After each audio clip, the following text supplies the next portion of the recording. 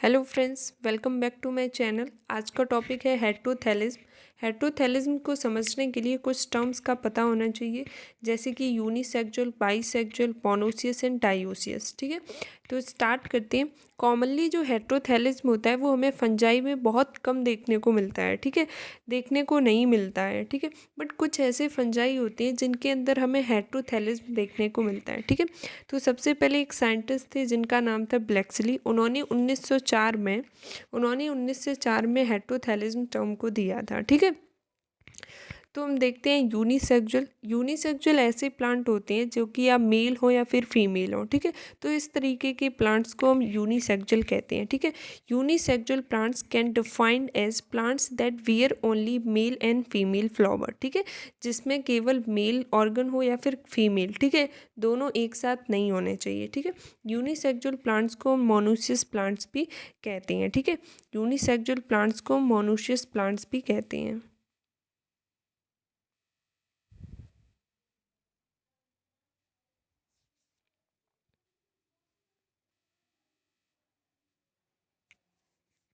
Unisexual plants को हम dioecious plant कहते हैं। ठीक है, और लेकिन ऐसे प्लांट्स जिनके अंदर दोनों मेल या फीमेल एक ही प्लांट पे दिखाई दें या फिर एक ही फ्लावर पे दिखाई दें, तो इस तरीके के प्लांट्स को हम बाइसेक्सुअल कहते हैं। ठीक है, इस तरीके के प्लांट्स को हम बाइसेक्सुअल कहते हैं और इनको हम मोनोसियस प्लांट्स कहते हैं। ठीक है, उसके बाद हम बात करें तो यही चीज़ हमें फंजाई के अंदर देखने को मिलती है। ठीक है, ऐसे फंजाई जिनके थैलस पे या जिनकी पूरी बॉडी पे मेल या फीमेल दोनों एक ही बॉडी में प्रेजेंट हो। ठीक है, तो इस तरीके के फंजाई को हम होमोथैलिक कहते हैं। ठीक है, ऐसे फंजाई जिनके थैलस पे या फिर उनकी पूरी बॉडी पे मेल या फीमेल दोनों एक ही थैलस पे प्रेजेंट हो, तो इस तरीके की फंजाई को हम होमोथैलिक कहते हैं। ठीक है, having male and female reproductive structures on the same thallus. ठीक है, उसके बाद में अगर हम यही बात करें, हेटेरोथैलिक की बात करें,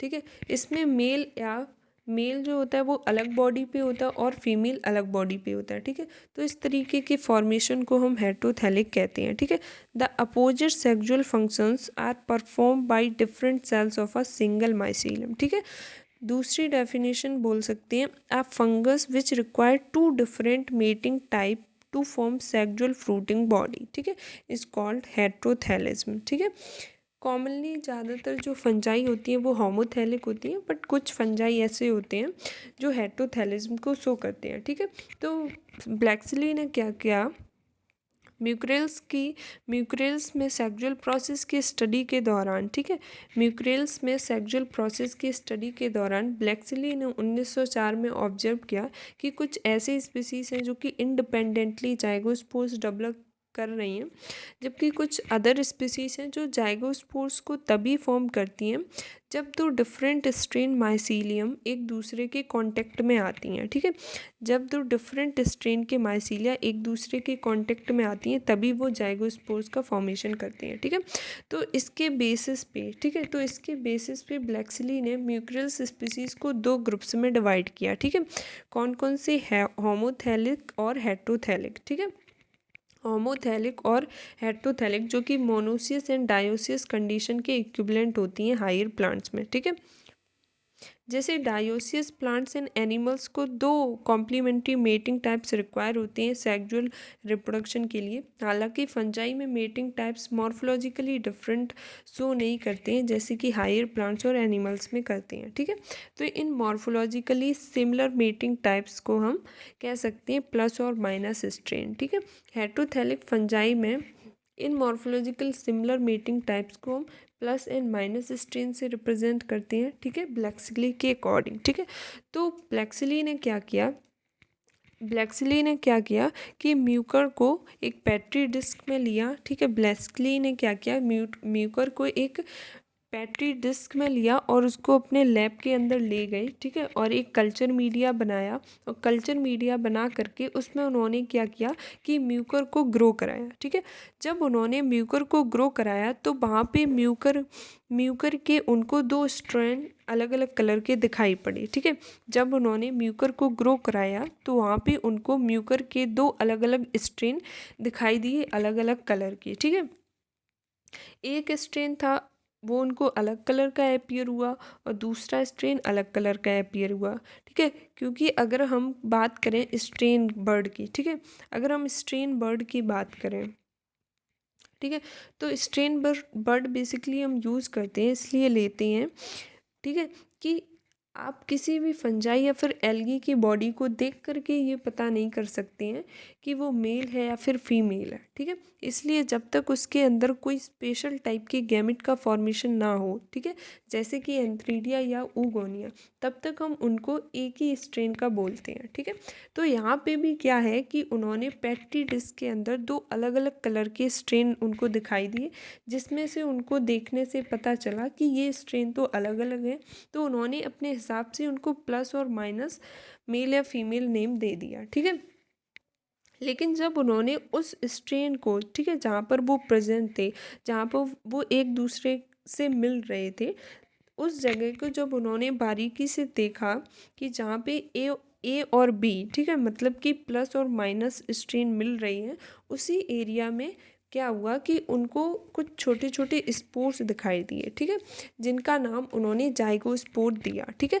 तो वो स्पोर्स कौन थे? जाइगोस्पोर थे। जाइगोस्पोर्स का जो फॉर्मेशन होता है वो तभी होता है जब मेल एंड फीमेल दोनों आपस में फ्यूज़ करते हैं, मतलब जब दोनों स्ट्रेन आपस में फ्यूज़ करते हैं, तो इस चीज़ को बेसिकली हम जाइगोस्पोर कहते हैं, ठीक है। तो इससे ये बात क्लियर हो गई कि दोनों अलग अलग स्ट्रेन के थे, तभी उन्होंने अलग अलग बॉडी पे कलर को शो किया था, लेकिन दोनों फ्यूज भी कर गए और जाइगोस्पोर बना गए, ठीक है।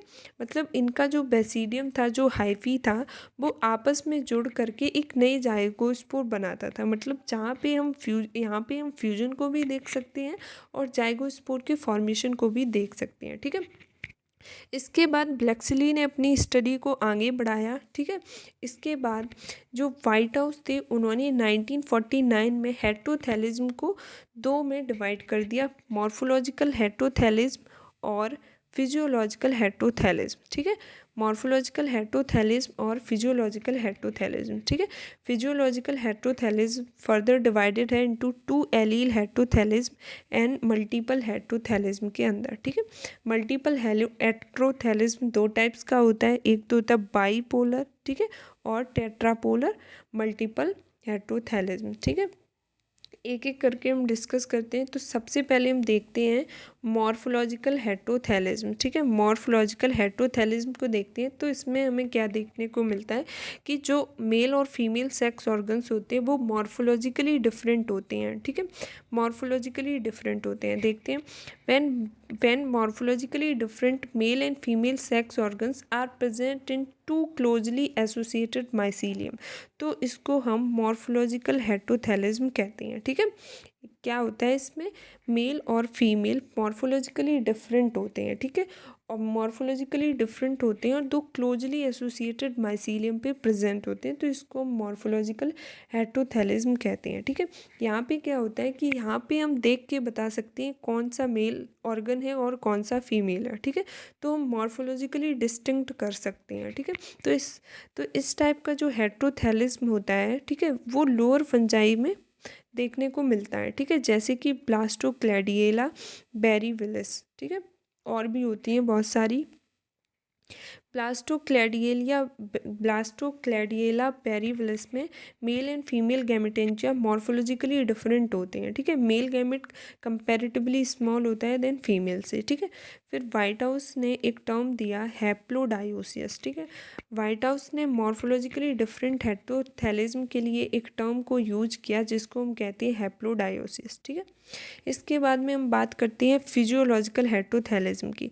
तो इसमें क्या होता है कि मेल और फीमेल की जो फिजियोलॉजी होती है, ठीक है, मेल और फीमेल की फिजियोलॉजी डिफरेंट होती है बट मॉर्फोलॉजिकली वो सिमिलर ही दिखाई पड़ती है। तो इसमें हम देख के नहीं बता सकते हैं कि कौन सा मेल गैमेटेंजिया और कौन सा फीमेल गैमेटेंजिया है, ठीक है। Sexual reproduction take place by two morphological similar but physiological different type, ठीक है।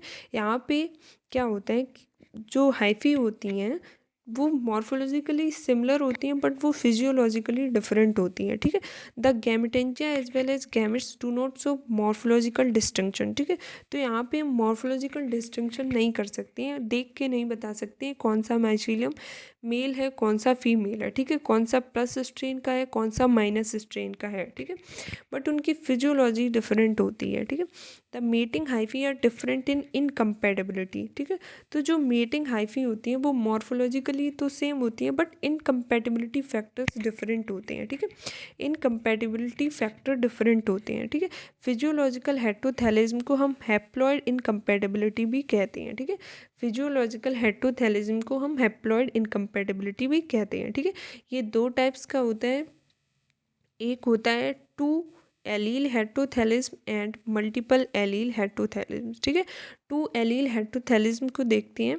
यहाँ पे क्या होता है, दोनों जो मेटिंग न्यूक्लियस होते हैं, ठीक है, दोनों जो मेटिंग न्यूक्लियस होते हैं वो जेनेटिक कैरेक्टर्स में डिफरेंट होते हैं, ठीक है। The nucleus of both mating types are different in genetic character, ठीक है, जेनेटिक कैरेक्टर्स में डिफरेंट होते हैं। The sexual compatibility is controlled by pair of genetic factor. यहाँ पे क्या होता है, जो सेक्सुअल कंपैटिबिलिटी होती है वो पेयर ऑफ फैक्टर्स के द्वारा कंट्रोल्ड होती है, ठीक है। टू एलील हेटेरोथैलिज्म में क्या होता है, जो सेक्सुअल कंपैटिबिलिटी होती है वो पेयर ऑफ फैक्टर्स के द्वारा कंट्रोल्ड होती है, that is A and B, ठीक है। इसके बाद में हम देखते हैं मल्टीपल एलील हेटेरोथैलिज्म, ठीक है। तो यहाँ पे सेक्सुअल कंपैटिबिलिटी डिटरमाइन की जाती है मोर देन टू एलील्स के द्वारा, ठीक है। उसमें क्या होता है कि जो सेक्सुअल कंपैटिबिलिटी थी वो पेयर ऑफ जेनेटिक फैक्टर्स के द्वारा कंट्रोल होती थी, बट मल्टीपल हेटेरोथैलिज्म में सेक्सुअल इनकम्पैटिबिलिटी को हम डिटरमाइन करते हैं मोर देन टू एलील्स, ठीक है। तो मल्टीपल एलील हेटेरोथैलिज्म का मेन एडवांटेज क्या था कि इसमें बहुत सारे एलील्स थे, तो यहाँ पे कंपैटिबल स्ट्रेन के मेटिंग के चांसेस इंक्रीज हो जाते थे, ठीक है। तो the main advantage of multiple allele heterothallism is that the chance of mating of compatible strain are increase due to the larger number of the alleles, ठीक है, क्योंकि इसमें बहुत सारी एलील्स इन्वॉल्व थे, तो इसलिए यहाँ पे कंपैटिबल स्ट्रेन की मेटिंग के चांसेस इंक्रीज हो जाते हैं, ठीक है। इसके टाइप्स देखते हैं। पहला टाइप है इसका bipolar multiple heterothallism, bipolar multiple allele heterothallism. इसमें क्या होता है, यहाँ पे हम कंपैटिबिलिटी को डिटरमाइन करते हैं केवल एक लोकस से, ठीक है। बाईपोलर मल्टीपल एलील हेटेरोथैलिज्म में हम कंपैटिबिलिटी को डिटरमाइन करते हैं केवल एक लोकस से, ठीक है। यहाँ पे हम लोकस को लेते हैं L1 L2 एंड L3, ठीक है, इनसे रिप्रेजेंट करते हैं, ठीक है। तो देखते हैं, तो एक साइड हम मेल के लेते हैं और एक साइड हम फीमेल के लेते हैं, ठीक है। तो यहाँ पे ध्यान रखने वाली बात ये होती है कि फीमेल का L1 और मेल का L1, ठीक है। तो ये दोनों जो सेम टाइप के लोकस होते हैं वो आपस में इनकम्पैटिबल होते हैं, ठीक है। जैसे कि L1 ये इनकम्पैटिबल होगा, वैसे ही L2 मेल का और L2 फीमेल का ये दोनों आपस में इनकम्पैटिबल होंगे, वैसे ही 3 का होगा वैसे ही 4 का होगा, ठीक है। तो क्या होगा, L1 और जो L2 होगा मेल एंड फीमेल के वो कैसे होंगे, आपस में नॉन कंपैटिबल होंगे, ठीक है। तो इसको हम डैश से रिप्रेजेंट करते हैं, कंपैटिबिलिटी को हम प्लस से रिप्रेजेंट करते हैं, ठीक है। L1 L2 तो ये कंपैटिबल होंगे, ठीक है, और L1 L3 ये भी कंपैटिबल होंगे, L1 L4 कंपैटिबल होते हैं। फिर हम इसका देखते हैं L2, तो L2 L1 कंपैटिबल होंगे, L2 मेल का और L2 फीमेल का ये आपस में कंपैटिबल नहीं होंगी, तो इसको हम डैश से रिप्रेजेंट करेंगे। तो L2 L3 ये भी आपस में कंपैटिबल होंगे और ये भी, ठीक है। फिर हम L3 को देखते हैं, तो यहाँ पे L3 L1 कंपैटिबल होंगे, L3 L2 कंपैटिबल होंगे, L3 ये आपस में कंपैटिबल नहीं होंगे और L3 L4 कंपैटिबल होंगे, ठीक है। उसके बाद में हम L4 को देखते हैं, तो L4 L1 कंपैटिबल होंगे, L4 L2 कंपैटिबल होंगे, L4 L3 कंपैटिबल होंगे, बट L4 मेल का और L4 फीमेल का ये कैसे होंगे, कंपैटिबल नहीं होंगे, ठीक है। उसके बाद में हम देखते हैं tetra polar multiple allele heterothallism, ठीक है। टेट्रापोलर मल्टीपल एलील हेटेरोथैलेस्म, ठीक है। तो इस टाइप का जो हेटेरोथैलेस्म होता है वो बाइपोलर की तरह होता है, ठीक है। बट यहाँ पे क्या होता है, जो कंपैटिबिलिटी होती है वो दो लोकस के द्वारा डिटरमाइन की जाती है, ठीक है। बाइपोलर में कंपैटिबिलिटी को हम एक लोकस के द्वारा डिटरमाइन करते थे, बट टेट्रापोलर में कंपैटिबिलिटी को हम दो लोकस से द्वारा डिटरमाइन करते हैं उसके। तो यहाँ पे हम क्या करते हैं, जो कंपैटिबिलिटी फैक्टर होते हैं दैट इज़ मल्टीपल एलील्स, ठीक है, वो दो लोकस पे प्रेजेंट होते हैं, ठीक है, दो लोकस पे प्रेजेंट होते हैं। तो देखते हैं, इस साइड मान लो फीमेल के हैं और इस साइड मेल का है, ठीक है। तो यहाँ पे जो सेम टाइप के होंगे वो कैसे होंगे, नॉन कंपेटेबल होंगे, ठीक है। तो हम क्या करते हैं, हम A1 B1 इस साइड सेम फैक्टर्स लिए, दोनों मेल एंड फीमेल में सेम लोकस A1 B1 और, ठीक है, इस साइड फीमेल के इस साइड मेल के। तो हम A1 B1 को देखते हैं, तो A1 B1 फीमेल का और A1 B1 मेल का ये आपस में नॉन कंपेटेबल होंगे, ठीक है। फिर A1 B1 फीमेल का और A1 B2 ये आपस में नॉन फुली कंपेटेबल होंगे, ठीक है, मतलब पूरी तरीके से ये कंपेटेबल नहीं होंगे, ठीक है। फिर A1 B1 को हम देखते हैं A2 B1 से, तो ये भी नॉन फुली कंपेटेबल होंगे। फिर A1 B1 को हम देखते हैं A2 B2 से, तो ये आपस में कंपेटेबल होंगे, ठीक है। फिर हम इसको देखते हैं A1 B2, ठीक है, इससे देखेंगे तो ये आपस में कैसे होंगे, नॉन फुली कंपेटेबल। फिर हम इसको इससे देखेंगे तो ये नॉन कंपेटेबल होंगे। फिर हम इसको इससे देखेंगे तो ये कंपेटेबल होंगे और इससे नॉन फुली कंपेटेबल होंगे, ठीक है। फिर हम देखते हैं इसको A1 B1 को, जब A2 B1 को A1 B1 से देखेंगे तो ये नॉन फुली कंपेटेबल होगा, इससे कंपेटेबल होगा, इससे नॉन कंपेटेबल होगा, इससे भी नॉन फुली कंपेटेबल होगा। फिर हम इसको देखते हैं इससे, तो ये कंपेटेबल होगा, इससे देखेंगे नॉन फुली कंपेटेबल, इससे देखेंगे नॉन फुली कंपेटेबल, इससे देखेंगे नॉन कंपेटेबल देखेंगे, ठीक है। Thank you.